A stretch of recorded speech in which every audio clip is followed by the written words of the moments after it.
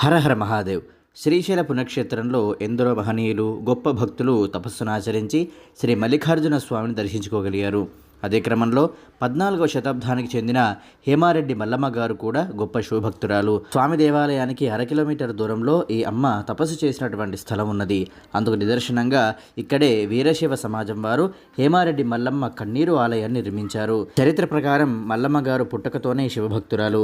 ఒకనాడు మల్లమ్మ గారికి ఈ భౌతికమైనటువంటి విషయాల పట్ల విరక్తి చెంది శ్రీశైలం మల్లికార్జునికే తన జీవితాన్ని అంకితం చేయాలని సంకల్పం తీసుకుని శ్రీశైలానికి చేరుకుని ప్రతినిత్యము కూడా శ్రీ స్వామిని ఆరాధిస్తూ ఆవు పిడికలచే తయారు చేసినటువంటి భస్మముతో స్వామిని అలంకరించి ధ్యాన స్థితిలో ఉండేటువంటి వారు. శ్రీ స్వామివారు కరుణ వహించి దర్శనాన్ని అనుగ్రహిస్తారు. ఆ దివ్యమంగళ స్వరూపాన్ని చూసినటువంటి మల్లమ్మ గారు ఆనందాశ్రు నయనాలతో కన్నీటిని కారుస్తారు. తదనంతరం స్వామి యందు ఐక్యమయ్యారు. అందుకు నిదర్శనంగా ఆ స్థలములో నీటి ధార నిరంతరం వస్తూనే ఉంటుంది.